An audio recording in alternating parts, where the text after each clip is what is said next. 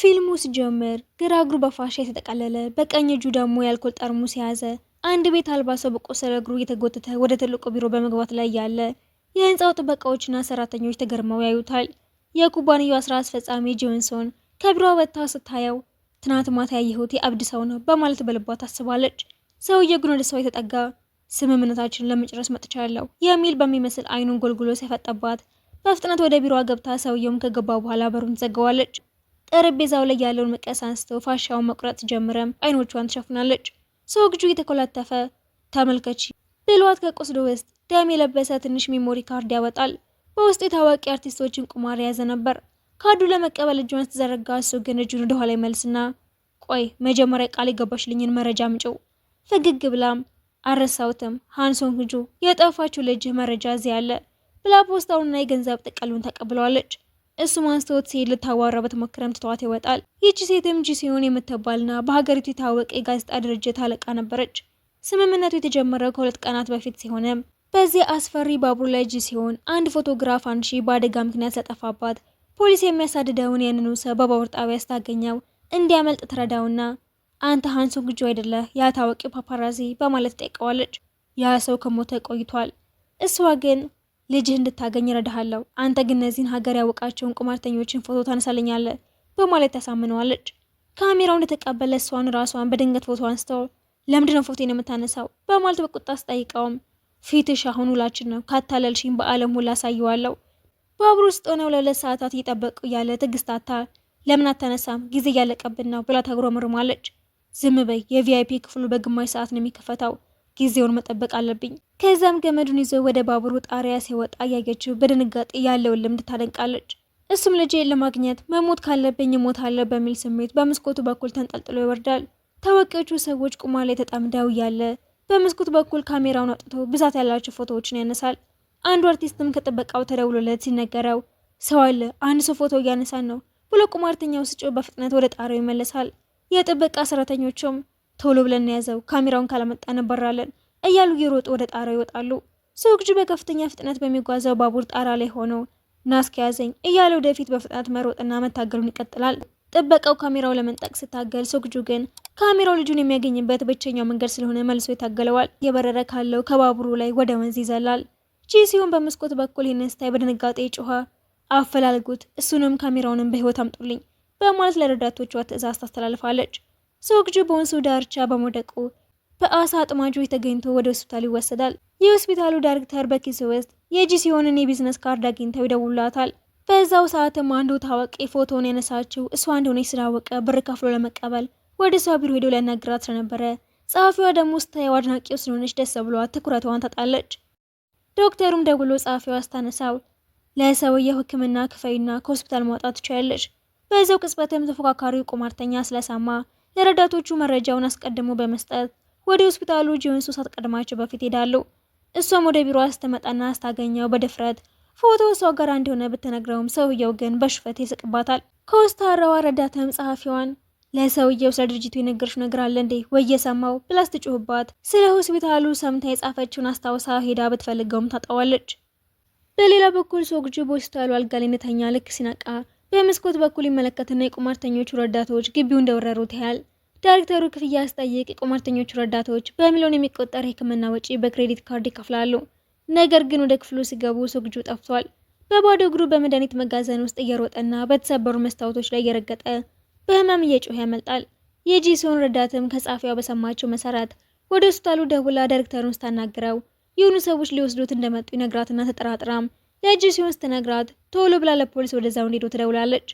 ፖሊሶች ሆስፒታሉ ሲደርሱ ግን ሶግጁ በሰዎቹ ተይዘው ስለነበረ ተንኮል አስበው ፖሊሶቹን እናንተ በስተት ነው የመጣችሁት ብሎ በማሳመን እንዲሄዱ ያደርጋቸዋል። ሶግጁንም የከዳችው መስሎት ካሜራውን ለቁማርተኞቹ ዋና መሪ ይሸጥለታል። ታዋቂው ቁማርተኛ ይህንን ሰማን በደስታ እየሳቀ ለጂሲዮን ውሻሻ አሁን ለኔ ነው የሚሰራው፣ በገንዘብ የማይገዛ ነገር የለም በማለት ያፌዝባታል። ነገር ግን ሰውየው ሄዶ ካሜራውን ሲከፍተው ውስጡ ምንም ሜሞሪ ካርድ ስላልነበር ይደነግጣል። ሶግጁንንም ቢያስገድዱትም ሆነ ልብሱን ቢያስወልቁትም ምንም ነገር ስላላገኙ በመጨረሻም ጥቂት ገንዘብ ሰጥተው ያባርሩታል። በዚህ ምክንያት ነበር ጂሲዮን በቢሮዋ ውስጥ በመሸነፏ አዝናያለች። አንድ ሰው በሩን ከፍቶ ሲገባ ሰራተኞች ሁሉ አፋቸውን ከፍተው የደነገጡት። የቆሸሸውንና ጸጉሩ የተንጨባረረው ቤት አልባ ሰው ከዚህ በኋላ ተቀይሯል። በምትኩ ጸጉሩ ተስተካክሎና ጥሩ ልብስ ለብሶ አዲስ ቁመና ያለው ዘናጭ ሰው ሶግጁ በመሆን ለልጁ ክብር ሲል ማንነቱን ቀይሮ ይመጣል። በወረቀት ላይ የተጻፈውን የልጁን አድራሻ ይዞ በጉጉት ወደ ቀድሞ ሚስቱ ቤት ይሄዳል። ነገር ግን ጎረቤቶቹ ቤተሰቡ እዛ እንደሌለና ሆስፒታል ውስጥ ሊሆኑ እንደሚችሉ ሲነግሩት ልቡ እየመታ ወደ ሆስፒታል ተመልሶ በፍጥነት ይሄዳል። በመስኮት በኩል ሲመለከት ግን የሚወዳት ልጁ አሁን ሌላ ሰው አባዬ እያለ ሲያያት 7 ዓመት ሙሉ በእስር ቤት ሲሰቃይ ያቺ ሲወልዳት በቅፉ ይዟት የነበረችው ሕፃን አሁን አድጋለች። የእንጀራ አባቷ የልብ ህመሟን ለማከም ቤቱንና መኪናውን መሸጡን በማውቋ በጣም ስለከበዳት በድንገት የልብ ህመሟ ተነስቶባት በሶግጁ እቅፍ ውስጥ ትወድቃለች።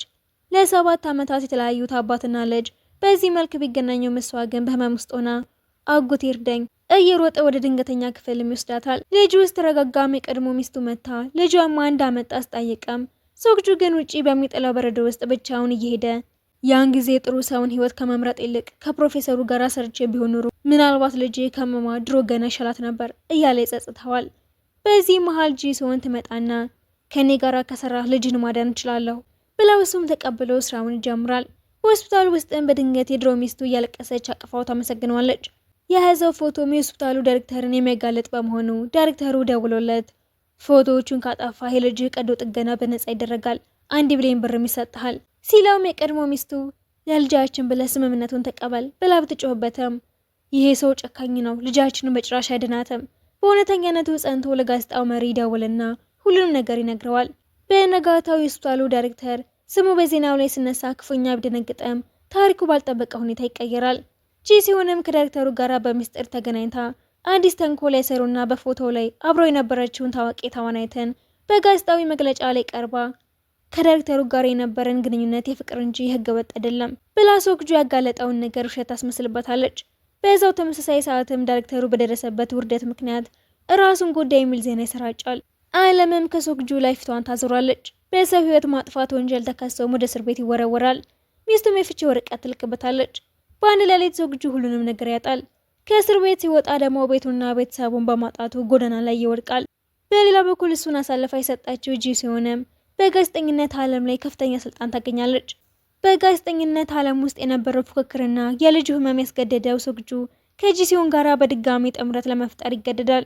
ጂሲዮንም ትኩረቷን ወደ መዝናኛው ዓለም በማዞር በየምሽት ክለቦቹ ሰላዮችን ታስቀምጣለች። ዓላማዋም የታዋቂ ሰዎችን ሚስጥር በመያዝ በከፍተኛ ገንዘብ ማስፈራራት ነበር። በአንድ ምሽት አንድ ሰው ወደ ጂሲዮን ይመጣና የአንድ ታዋቂ ተዋናይት ምስጢራዊ ፍቅረኛ ነኝ እያለ ራሱን ካስተዋወቃት በኋላ ህይወቷ አደጋ ላይ እንደሆነ ሲናገራት ጂሲዮንም ይህንን ትልቅ የገንዘብ ምንጭ እንደሆነ በደንብ ስለገባት መኪና ውስጥ ሆነው እያወሩ ያለ በድንገት 2 መኪኖች ወደ እነሱ መጠጋት ስለጀመሩ እባክሽ ፍቅረኛዬን አድኛት፣ አንድ ቀን በጀልባ እየተዝናናች ያለ ሌላ ትልቅ ጀልባ መታ ትገጫታለች። ጂሲዮን ግን ሳትፈራ ይልቁንም ጥቃቱ ለማባባስ ሶግጆንን ወደ ስራው ትመልሰዋለች። ሶግጆንም ለቀናት በትልቅ ድንጋይ ላይ የመውጣት ልምምድ ሲያደርግም ሰዎቹ አንተ ግን ለምንድን ነው እንደዚህ የምትለፋው ብለው እየተገረሙ ሶግጁና ፕሬዝዳንት ሆንግ ፊት ለፊት ይገናኛሉ።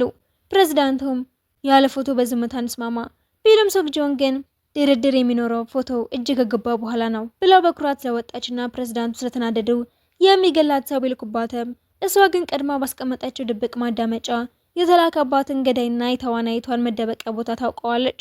በማግስቱ ጠዋትም እሱ ለቀናት ሲለማመደው የነበረውን ተራራ መውጣት ወጥቶት ጫፍ ላይ ደርስና በጥልቅ ካሜራው ትይዩ ካለው ህንፃ መስኮት ተዋናይቷ ንጹህ አየር ለመቀበል መስኮቱን ስተከፍተው ፎቶን አንስቶ ወዲያውኑ ለጂሲዮን ሲልክም እሷ ለፕሬዝዳንቱ ትልካለች።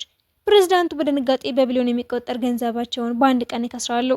ሶግጁንም ከድሉ በኋላ ጂሲዮን ጋር ሄደው ልጁን ታሳከም ጠይቃተም እሷ ግን የልብ ንቅለ ተከላ ወረፋው እንዲያዝ አድርጋለሁ፣ ነገር ግን የቀዶ ጥገናው ክፍያ በጣም ውድ ነው ስላለችው ሶግጁ የልጅ ሁኔታ ስላስገደደው ራሱን የመሸጥ ያህል የሆነ ስራን ወይም የሀያላንን ሰዎች ሚስጥር በማጋለጥ የጂሲዮን ተባባሪ ይሆናል።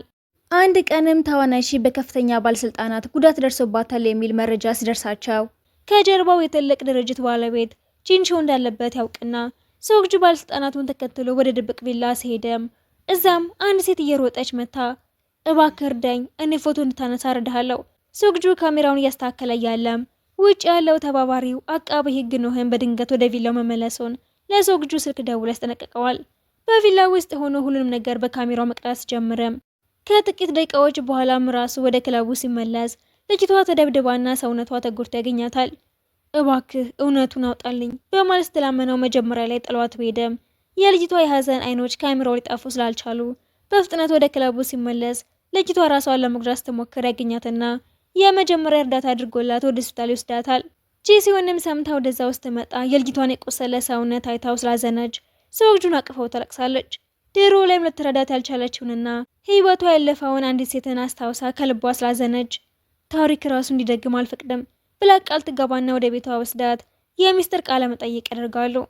ሆኖም ግን የጂሲዮን አለቃ በሙስና ምክንያት ዘገባው እንዳይታተም ሲያግደው አቃቢ ህጉ ነው የሚደውላትና ዘገባው ከወጣ ልጅቷን እገላታለሁ ብሎ ይዝትባታል።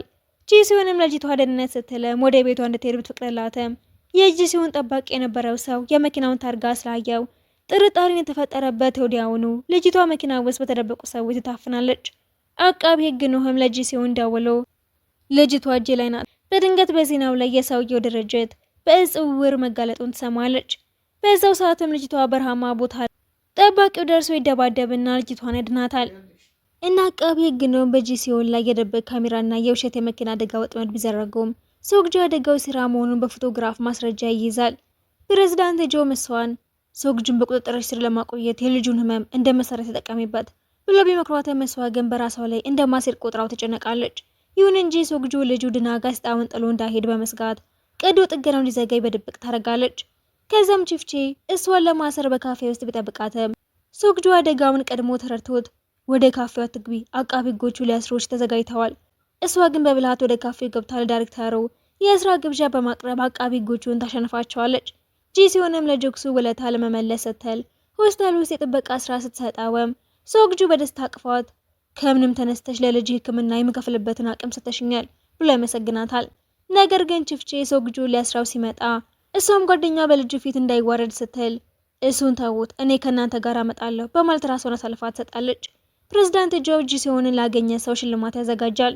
ሶግጁን ባገኘው ካሜራና በሽማግሌው ጆን ግም የከንፈር ንባብ ገዛ ጂሲዮንን ለእሱ ስትል መስዋዕት መሆኗን ይረዳል።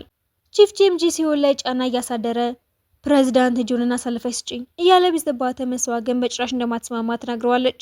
በዚህ መሃል ፕሬዝዳንት ጆ ተስፋ በመቁረጥ ጂሲዮንን አሳልፎ ለመስጠት ሲወስኑም ሶግጁ ግን ጓደኛውን ለማዳን ወደ አቃቢ ህግ ቢሮ ለመግባት አደገኛ እቅድ አውጥቶ በሽማግሌው ጃንጊ ቴክኖሎጂ ገዛ ወደ ህንጻው ይገባና መብራት አጥፍቶ ጂሲዮንን ታሰረችበት ክፍል ቢደርሰም ሊያወጣት ሲሞክር ግን እሷ አሁን በወጣ አንተም ትታሰራለህ ብላውን ቢትለውና ከዚህ በፊት የነበረው የዳይሬክተር ኦን አደጋ የቺፍቼ ወጥመድ እንደሆነ ነግራው የእውነተኛውን ገዳይ ፎቶ አጋልጥ ብላ ስለነገረችው ሶግጁ እንደተባለው ቺፍቼን ሴራ በፎቶ ስላጋለጠ ጂሲዮን ከእስር ቤት ተፈታ በሩ ላይ የጠበቃት የነበረውና ህይወቱን ለእሷ የሰጠውን ሶግጁንን ስታየው ያቺ ደረቅና ቀዝቃዛ የነበረችው አለቃ በሶግጁ እቅፍ ውስጥ ወድቃ ስቅስቅ ብላ ስላለቀሰች ሁለቱ ብቸኛ ሰዎች በመጨረሻም ይጸናሉ።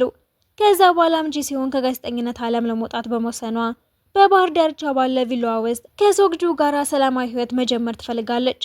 ፕሬዝዳንት ጆ መታወም ሌላ የድሮ ሚስጥር በማንሳት ሊያስፈራሯት ሲሞክሩ እሱ አሁን ከማንም ቁጥጥር ነፃ መሆን ብትፈልገም ሶግጁ ግን ለ7 ዓመት እንዲታሰር ያደረገችው እሷ እንደነበረችና አሁንም የልጁ ቀዶ ጥገና እንዲዘገይ ማድረጓን ስላስታወሰች እውነቱ በወጣ ጊዜ ሶግጁ ይቅርለኝ ይሆን ወይስ አዲስ ህይወት ልንጀምር እንችላለን ብላ ትጨነቃለች። ከዛም በጋዜጠኝነት ዓለም ውስጥ አዲስ ማዕበል ይነሳል። ማካሮኒ የተባለ ታዋቂ ወጣቶች የሙዚቃ ቡድን አባላትም በድብቅ የሴቶችን ክብር የሚነኩ ፎቶዎችን በማንሳት በኢንተርኔት ላይ እንደሚለቁ ጥቆማ ስለደረሰባቸው የሰንዴይ ኒውስ ቡድን እነዚህን ወንጀለኞች እጅ ከፍንጅ ለመያዝ ቢንቀሳቀሱም አንዲት የቀጥታ ስርጭት አቅራቢ የቡድኑን እንቅስቃሴ ለደጋፊዎቻቸው በማጋለጥ ታሰናክላቸውና በተፈጠረው ትርምስ ውስጥ ሶግጁ ከደረጃ ላይ ተገፍትሮ በመውደቅ እጁን ይሰበራል። ጂሲዮንም የሱን መጉዳት ስትሰማ በጭንቀት መልእክት ትልክለትም ሊያገኛት ቢፈልግም እሷ ፕሬዝዳንት ጆ ምክንያት ርቃውና ሶግጁንን ከደረጃ ላይ የገፋው ፕሬዝዳንት ጆ የላከው ሰው እንደሆነ ይህንንም እሷ ከሱ ጋር ያላትን ጥምረት እንድታቋርጥ የተሰጠ ማስጠንቀቂያ እንደሆነ ገብቷት ለፕሬዝዳንቱ ደውላም ከሱ ጋር ምንም ግንኙነት የለንም እባክህ በሱ ላይ አደጋ ታደርስ ብላ ትለምነዋለች። በዛ ሰዓትም ባለነጭ ጸጉሯ በድጋሚ ቀጥታ ስርጭት በመጀመር የሶግጁንን ምስጢራዊ ስራ ስላጋለጠች ፕሬዝዳንት ጆ ሊያስሯት ቢሞክሩም ጂሲዮን ግን በምስጢር እየረዳቻት እንድታመልጥ ታረጋታለች። እንደም ጂሲዮን ራሷ ይችን ልጅ በመጠቀም ፕሬዝዳንት ጆና ሙሰኛ ባለስልጣናትን ለማጥፋት አደገኛ ጨዋታ ትጀምራለች። በሆስፒታሉ በኩል ግን የሶግጁ ልጅ ጤንነት አሳሳቢ ይሆናል። በአይምሯ ውስጥም የደም መርጋት ተገኘ። አስቸኳይ ቀዶ ጥገና እንደሚያስፈልጋት ለሶግጁ ሲነግሩት ለጂሲዮን ደውሎ ቢያስረዳትም ለደህንነቱ ስትል ግን ውላችን አብቅቷል፣ ከእንግዲህ እኔን አትፈልገኝ ብላ በቀዝቃዛ ቃላት ስትሰናበተው አብረን አዲስ ህይወትን ጀመር። እሷ ግን ለ7 ዓመታት እንዲታሰር ያደረገችው በደል ስላሸማቀቃት ፊቱን ለማየት አልደፈረችም ነበር። ሶግጁ ወደ ፕሬዝዳንት ጆ ቢሮ በመግባት ፎቶዎቹን ለማንም አሳልፈው እንዳልሰጥ አስረድቶ ሊወጣ ሲል በቢሮ ሶፋ ስር ድምፅ ጠላፊ ያስቀምጣል። ፕሬዝዳንቱም ባለነጭ ጸጉሯ ለመያዝ ፖሊስ ቢያሰማራውም እሷ ግን ጭንብሏን አውልቃ ማንነቷን ለዓለም ታሳውቅና በቀጥታ ስርጭቱ ላይ የሰንዴ ኒውስን የቆሸ ታሪክ ለማጋለጥ በተለይም ከ7 ዓመት በፊት በዶክተር ኪም ላይ የተፈጸመውንና ብዙ ባለስልጣናትን የሚመለከተውን ምስጢር ለማጋለጥ ተፍ ማለት ስለጀመረች ፕሬዝዳንቱ በንዴት ገንፍለው ቀጥታ ስርጭት ዘገባ ዓለምን ስላናወጠው ታዋቂ ሰዎች ስማቸውን ለማጽራት ሲሯሯጡ ፕሬዝዳንት ጆ ግን በጭንቀት ተከባው ጂሲዮንን የድሮውን ምስጢራቸውን ተሸፍንላቸው ቢለምኗትም እሷ ግን ፈቃደኛ ስላልሆነች ፕሬዝዳንት ጆ አእምሯቸውን እስከ ማጣት ደርሰው በቢሮውና በሰራተኞች መኖሪያ ቤት ሳይቀር የድብቅ ካሜራ በመቅበር ሁሉንም እንዲሰልሉ በማዘዛቸው ይህ ጭካኔ ተግባር ሰራተኞችን ሁሉ ያስጠላቸዋል። በዚህ መሃል የሶግጁ ልጅ ህይወት አደጋ ላይ ስለወደቀ ቺፍቺ ይህንን አጋጣሚ በመጠቀም እሱ ለማጥመድ ይሞክርና ጂሲዮንና ፕሬዝዳንት ጆ አንተን ለመጠቀም የልጅህን ቀዶ ጥገና ሆን ብለው ዘግተውታል ብሎ በሐሰት ሲነግረው በንዴት ይቃጠልና ልጁ ለማዳን ሲል የሰንዴ ኒውስን የምስጢር ፎቶዎችን ለቺፍቺ አሳልፎ ለመስጠት ይስማማል። ወደ ድርጅቱ ይመለስና ሽማግሌው ጃንግን እርዳታ ይጠይቀዋል። ጂሲዮንም ሁኔታው የተበላሸ መሆኑን ስትረዳ ማዶንጊ ቀጥታ ስርጭቱ እንድታፋጥነውና የሰንዴ ኒውስን የቆሸሹ ሴራዎችን በሙሉ እንድታጋለጽ አደረገቻት። የፕሬዝዳንት ጆ ሚስጥራዊ ፎቶዎቹ በሙሉ ወደ ክላውድ ይዘዋወራሉ። የመጨረሻው ፊልሚያም በድርጅቱ የላይኛው ፎቅ ላይ ይካሄዳል። ሶግጁና ፕሬዝዳንት ጆ የፎቶዎቹን መያዣ የሆነውን ሃርድ ድራይቭን ለማየት ሲታገሉ አንድ ድብቅ የስናይፐር ተኳሽ መሳሪያውን በመምታት ይሰብረዋል። በፊልሚያው መሀልም ፕሬዝዳንት ጆ ተንሸራተው ከህንፃው ላይ ስለወደቁ ሶግጁ ሊያድናቸው ቢሞክርም እሳቸው ግን ስለ ፎቶዎቹ ብቻ እያሰቡ ህይወታቸው ያልፍና ሶግጁ የተሰበረውን መሳሪያ ይዞት ያመልጣል። ሶግጁ አስቀድሞ ሁሉንም ፎቶዎቹን ኮፒ አድርገው በማስቲካ ከጠረጴዛው ስር ደብቆ ስለነበረ ፎቶዎቹን አውጥተው ለአቃቢ ህግ ዋና መሪ ሲልኩ ቺፍቺ በገዛ ስራው ተይዞ ይታሰራል። ጂሲዮንም ከስር ትፈታለች። በመጨረሻም የሰንዴ ኒውስ ባለቤቶች ሶግጁ በያዛቸው ፎቶዎች ምክንያት የድርጅቱ ፕሬዝዳንት እንዲሆን ቢደረግም የእሱ ብቸኛ ቅድመ ሁኔታ ግን ጂሲዮንን ሙሉ ነፃነት እንድታገኝ ነበር። ከብዙ ስቃይና ክዳት በኋላም ሶግጁ ከቤት አልባነት ተነስቶ የጋዜጠኞች ዓለም ንጉስ ይሆናል። ልጁም በተሳካ ሁኔታ ቀዶ ጥገና ተደርጎላት ጤንነቷ ይመለሳል። ጂሲዮንና ሶግጁም በጥላ ውስጥ የነበረ ህይወታቸው አብቅቶ እውነተኛ ማንነታቸውን ይዘው አዲስ ህይወት ጀምሩ እያሳየን ፊልሙ ይጠናቀቃል።